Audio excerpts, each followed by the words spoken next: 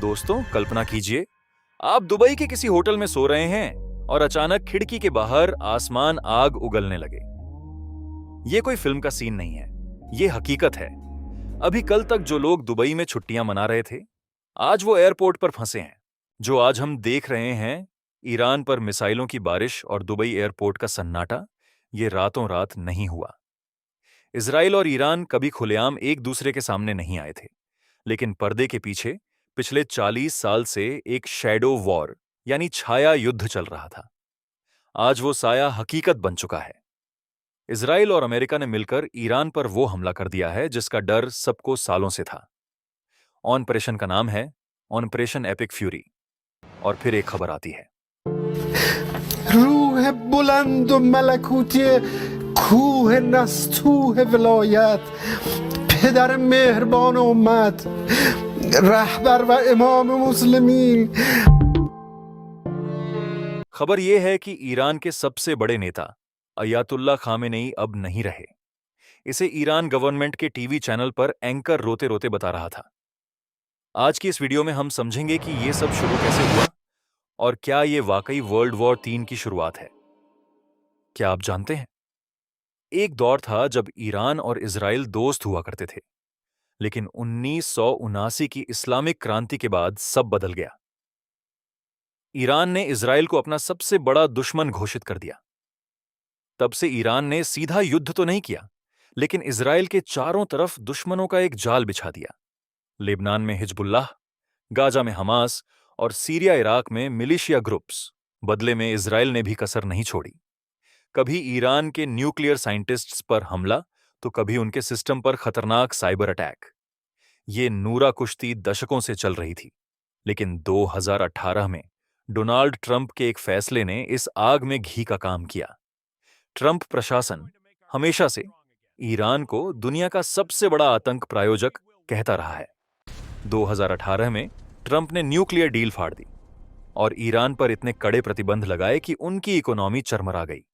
तेल का एक्सपोर्ट रुक गया, बैंकिंग ब्लॉक हो गई।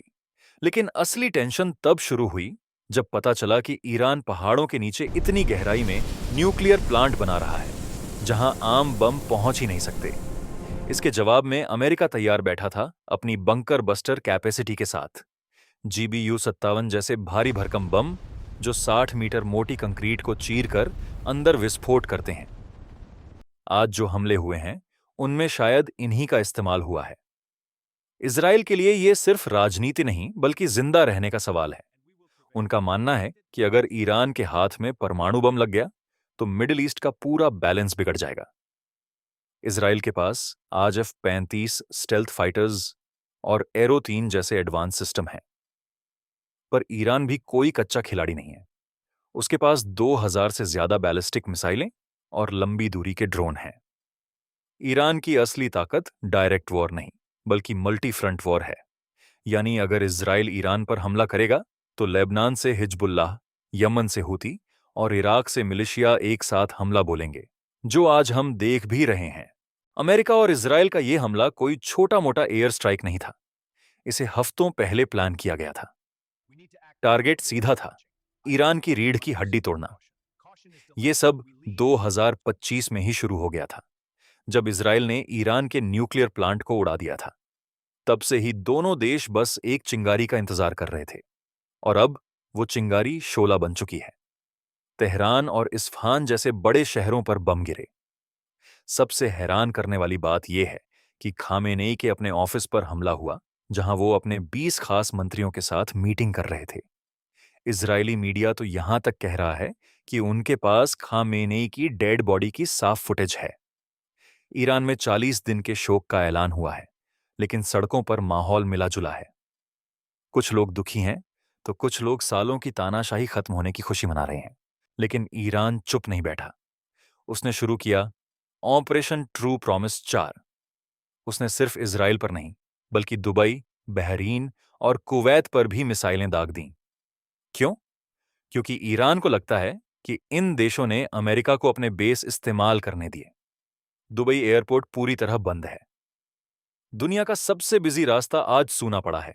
सोचिए, 1100 से ज्यादा मिसाइलें दागी गईं। शुक्र है कि यूएई का डिफेंस सिस्टम बहुत तगड़ा था, जिसने ज्यादातर मिसाइलों को हवा में ही उड़ा दिया। लेकिन जो मलबा नीचे गिरा, उसने तबाही मचा दी। होटलों में आग लग गई और लोगों में डर बैठ गया है। अब आप कहेंगे कि भाई, ये तो वहां की बात है, हमें क्या फर्क पड़ता है? फर्क पड़ता है दोस्तों, एक और बहुत बुरा पड़ता है। गल्फ देशों में 1 करोड़ से ज्यादा हिंदुस्तानी रहते हैं।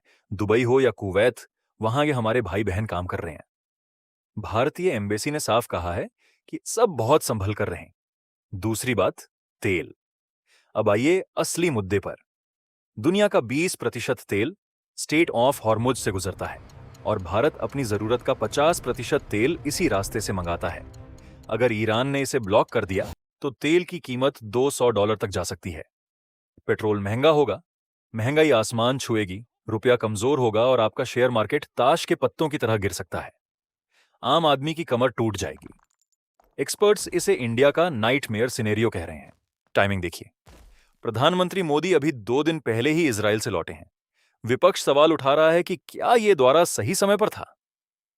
भारत हमेशा से न्यूट्रल रहा है, लेकिन अब हालात ऐसे हैं कि किसी एक का साथ देना या चुप रहना, दोनों ही मुश्किल हैं। गल्फ देशों की हालत तो और भी खराब है। वो इधर कुआं उधर खाई में फंसे हैं। अगर अमेरिका का साथ दें तो ईरान हमला करता है और अगर चुप रहें तो अमेरिका नाराज। इसीलिए आज ये देश वेट एंड वॉच मोड में है, क्योंकि उनकी सालों की मेहनत और ऐशो आराम एक मिसाइल से मिट्टी में मिल सकती है। सबसे बड़ा सवाल, क्या रशिया और चीन इस जंग में कूदेंगे? अगर रशिया ने ईरान को अपना खतरनाक S-400 सिस्टम दे दिया तो इजराइल के लिए यह जंग बहुत महंगी पड़ेगी। और चीन, उसे तो बस अपना बिजनेस बचाना है। अगर दुनिया 2 हिस्सों में बंट गई तो समझो तीसरा विश्व युद्ध शुरू हो चुका है। लेकिन इन सब के बीच नुकसान किसका हो रहा है? मासूमों का। ईरान के मिनाब में एक स्कूल पर बम गिरा जिसमें 100 छोटे बच्चे मारे गए। जंग चाहे कोई भी जीते, हारता हमेशा इंसान ही है। आपको क्या लगता है? क्या इजराइल ने सही किया? क्या यह जंग रोकी जा सकती है? अपनी राय कमेंट में जरूर बताएं और ऐसे ही अपडेट्स के लिए साइलेंट विटनेस 2D को सब्सक्राइब करें। सुरक्षित रहें। जय हिंद।